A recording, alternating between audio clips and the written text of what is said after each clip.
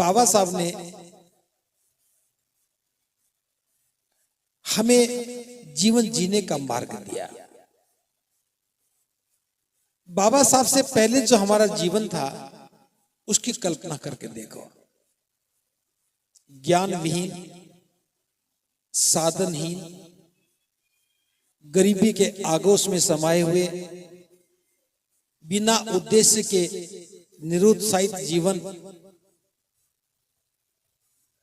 गांव से बाहर,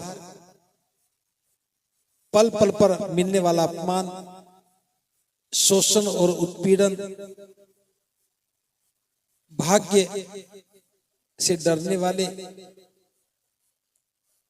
आप जिस भी शब्द का इस्तेमाल करोगे वो आपकी पहचान थी। इसमें एक भी शब्द ऐसा नहीं था जिसमें जीवन के कोई लक्षण दिखते हों। गुलामी की बात करें तो हम गुलाम थे। अगर हम इंसान की बात करें तो हमारा जीवन पशुओं से भी बदतर था। अधिकारों की बात करें तो अधिकार विहीन थे। सम्मान की बात करें तो सम्मान का तो सह भी शुरू नहीं हुआ। भूख की बात करें तो वो जीवन की नियति थी। समाज संगठित नहीं था, समाज था ही नहीं। हम पैदा होते थे और मरते थे, ये तो सच्चाई थी, लेकिन हम इंसान हैं ऐसा कभी ख्याल भी नहीं आया। मैं तो धन्य समझता हूं अपने आप को कि मुझे इंसान बनने में, एक अच्छा व्यक्ति बनने में कोई प्रयास नहीं करना पड़ा। मैं एक अच्छा व्यक्ति बन जाऊं इसके लिए मेरा कोई प्रयास नहीं है। ये सारे प्रयास बाबा साहब के थे। बस मैंने तो एक ही काम किया। मेरा तो एक ही काम था, मेरे पिता ने ठीक से समझा और मेरी अंगुली पकड़ करके स्कूल की तरफ मुंह कर दिया। मुझे अच्छी तरह से याद है, मेरे दादाजी मुझे स्कूल में लेकर के गए थे और नाम उन्होंने लिखवाया था और मेरे दादाजी अनपढ़ थे। मैंने जो भी डिग्री हासिल की विश्वविद्यालय में पढ़ करके आया, लेकिन मेरे पिता ने कभी ना मेरी क्लास पूछी, ना मेरा स्कूल पूछा, ना मेरी कॉलेज पूछी, ना कभी गए। उन्होंने कभी नहीं देखा कि मैंने क्या पढ़ा। बस प्रयास उनका ये था कि मैं पढ़ूं और ये मेरी ईमानदारी थी कि मैं पढ़ रहा था। आप सब ने भी ऐसा काम किया। आज जो गांव से बाहर निकल करके नोएडा के इतने सुंदर सेक्टर में आप रह रहे हैं, आपका जीवन निश्चित रूप से बहुत सुंदर है, सुखद भी है। सुख के सारे साधन हैं। अगर आप नौकरी करते हैं तो अच्छी पद प्रतिष्ठा है। हमारे पास अपना मकान है, अपनी कार है, अपने साधन है, पद प्रतिष्ठा भी है, सब कुछ मिला है। केवल इन 60-70 वर्षों में हमने एक जीवन को इतना बदलते हुए देखा है। क्या आपका जीवन ऐसा बना?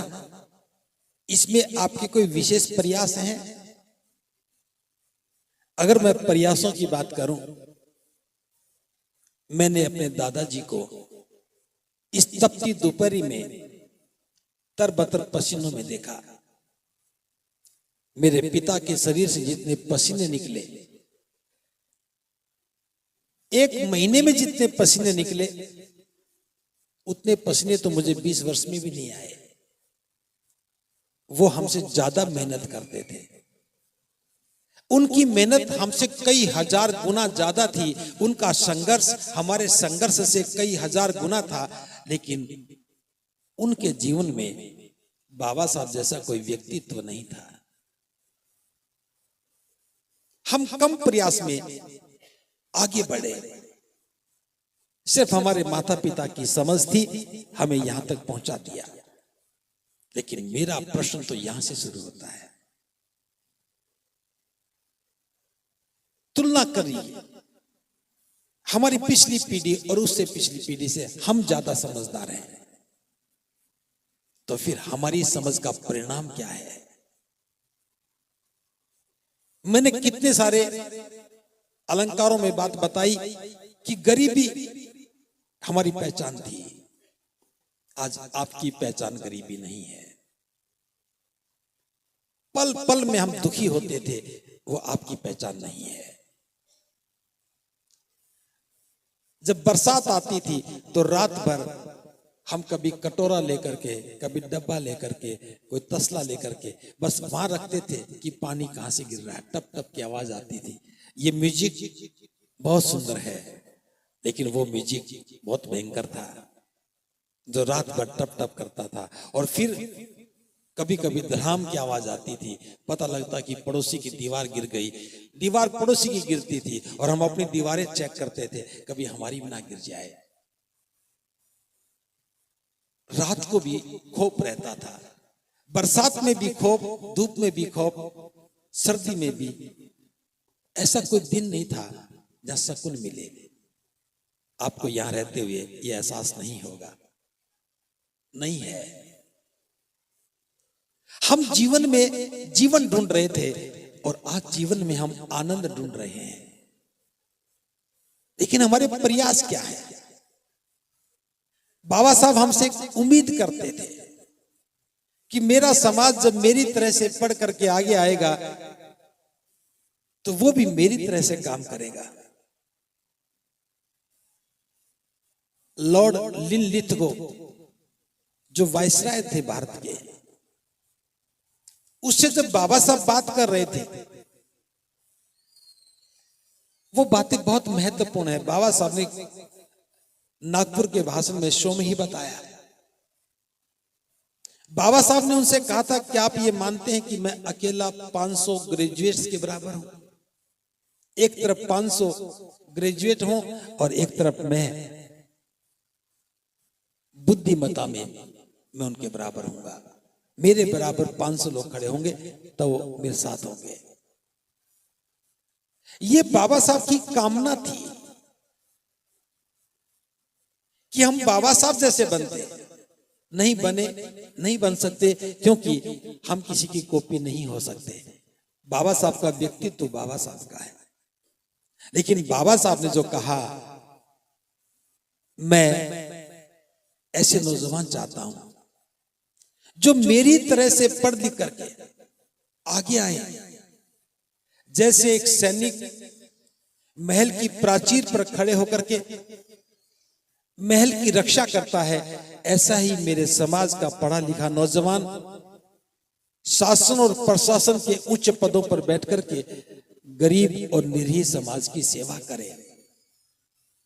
हमें गरीब और निरीह समाज की सेवा करनी थी, ये बाबा साहब की कामना थी हमारे लिए। लॉर्ड लिनलिथगो बाबा साहब से कन्विंस हुए और 16 विद्यार्थियों को विदेश भेज दिया। बाबा साहब अपने जैसे लोग पैदा करना चाहते थे। पहली किस्त थी कि मुझे अवसर मिला, मैं ऐसा बना। मेरे प्रयासों से औरों को अवसर मिलेगा, वो भी बनेंगे। नहीं बने, कोई बात नहीं। हमारा नाम उन 16 लोगों में से नहीं था, लेकिन क्या उस सूची में अब हम अपना नाम नहीं लिख सकते? मैं उन 16 सूची के लोगों में नहीं था, लेकिन हमने एक और सूची बनाई, उस सूची में अपना नाम लिख दिया। और मैं तो आज भी कहता हूं, मुझे भी बाबा साहब ने विदेश भेजा। कौन सा विदेश? मैं भारत की सीमाओं से बाहर जाने की बात नहीं करता हूं, एक नए देश की सीमाओं में प्रवेश करने की, एक नए देश की नई संभावनाओं में झांकने की। क्या हमें अपने जीवन के स्वरूप को नहीं बदलना चाहिए? हमें कैसा जीवन चाहिए था, यह सोचना हमारा काम था। बाबा साहब ने कहा कि शिक्षित बनो। जिन्होंने बाबा साहब की बात को माना, उनका जीवन बदल गया। जो शिक्षित बने और गरीबी के दलदल से बाहर निकल आए।